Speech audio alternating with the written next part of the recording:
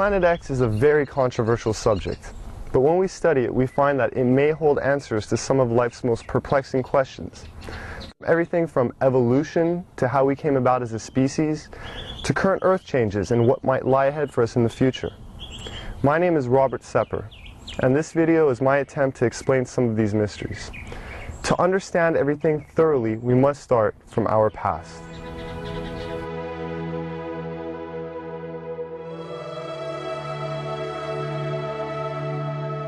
As you do research on our mitochondrial DNA, you find that it goes back into the range of 150,000 years based on the mitochondrial DNA, which is, I think, pretty much incontrovertible.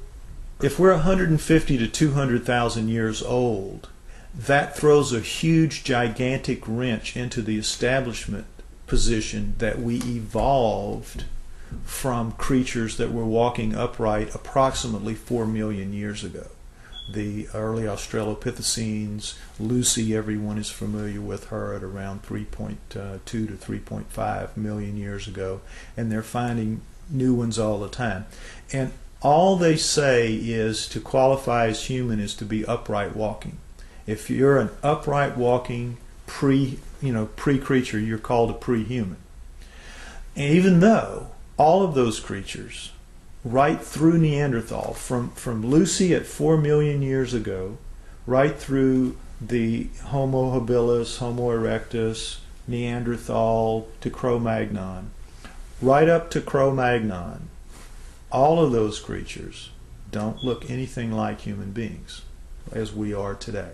They are as different from us as primates. In fact, they look like primates. They look like upright walking primates. Up through Neanderthal, back to Lucy, and whatever's going to come before her.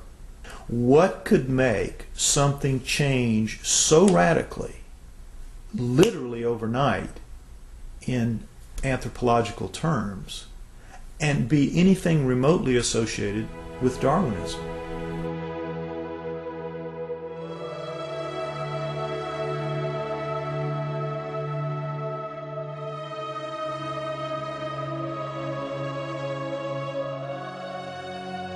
I believe, personally, that the writings of the Sumerians 4,000 years ago, as chronicled by Zecharia Sitchin in his books, The Earth Chronicles, I believe that is the most logical and reasonable explanation that there is for how we came to be. 20 some odd years ago, Zecharia Sitchin wrote The 12th Planet. In The 12th Planet, he describes ancient writings and texts by the Sumerians depicting a 3,600-year orbit of Nibiru. But the Sumerians are rarely spoken about in history books. Who were the Sumerians? And what could an ancient civilization possibly know about how we came to be?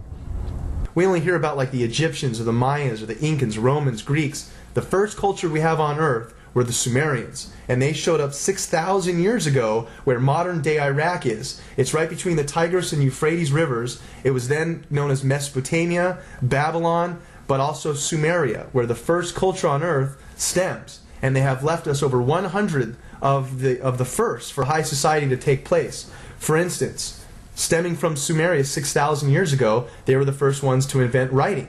They had a system of over 400 characters known as cuneiform text. Then use a wedge-shaped stylus or an object with a wedge and would twist and turn and make all these characters that came up to about 400 characters, and they had their own complete language like an alphabet that we use today, A through Z, but this stemmed out of Sumeria 6,000 years ago, and all of the first for high society come from them.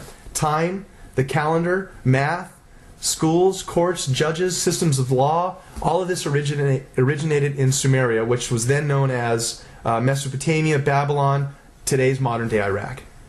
The Sumerians are actually probably the most influential culture of the ancient world. Not the Egyptians, not the Greeks, not the Romans, the Sumerians. The Sumerians invented, for example, the zodiac.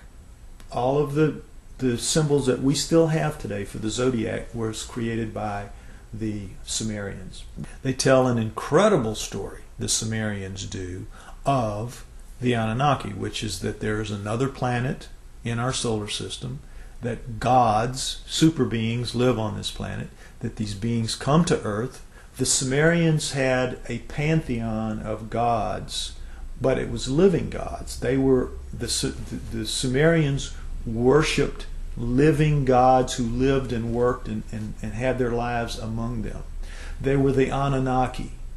Among those Anunnaki, there were 12 leaders, 12 super gods, the bosses, the boss of bosses. Those 12 gods come down and are present in the Egyptian culture, in the Greek culture, and in the Roman culture. They just have different names, but they have basically the same personalities and the same functions. So it isn't that mythology begins with the Egyptians, the Greeks, and the Romans. Mythology begins with the Sumerians. Monotheism didn't kick in until the gods, the multiple gods, actually physically left. When we look at all the stories in the Bible about how God is a feared God, and if you do what God tells you, you are given the reprisal of going to heaven, or if you do wrong, you go to hell, and it's very black and white. But the Sumerians give us a lot more context into that line of thinking and how it came about in their image and after their likeness. The Anunnaki quoted to the Sumerians as saying, "We have created you in our image and after our likeness, and we were their slaves," basically, to do as they bidded. Mine the gold, do their daily chores. We were basically their slaves. The leader said, "We'll make you a slave. We'll make you a servant." And that's the reason, the impetus, according again to the Sumerian writings, for the creation of human beings. The story of Noah is a classic that comes right out of the Sumerian texts. The word Eden, the Anunnaki called the land where they lived the Eden. The Adam, they called the worker slave that they created the Adamu, plural. Could the Anunnaki have genetically engineered humans? It sounds incredible until we consider that we ourselves genetically engineer the fruit and vegetables we eat every day. From tomatoes to apples and oranges to cloning Dolly the sheep. If we can genetically manipulate DNA, then who's to say that we weren't created or our DNA wasn't tampered with by another race of beings in the past? Now the question is, were we? Did they? And if we were, there must be some empirical evidence, some clues left behind, besides writing in a text, that points to this. If you look at the human genome, you'll see that it looks very much like a primate genome, except the second and third chromosomes are fused into one. So, what does that solve?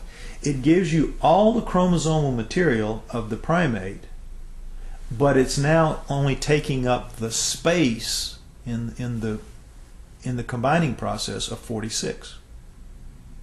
It is 46 chromosomes with 48 chromosomes of genomic material still in there. Now, how could nature do that? How could nature fuse those two chromosomes together in any length of time? It wouldn't happen. It couldn't happen. That was done. According to Sitchin, we were created genetically by the Anunnaki as a worker, to mine gold for them, to serve them. People out there, even if you're not a scholar, even if you're not anything, if you open your eyes a little bit to this and you start just doing your own research, you're going to find paths there that lead you to some things that are going to awaken new ideas into you.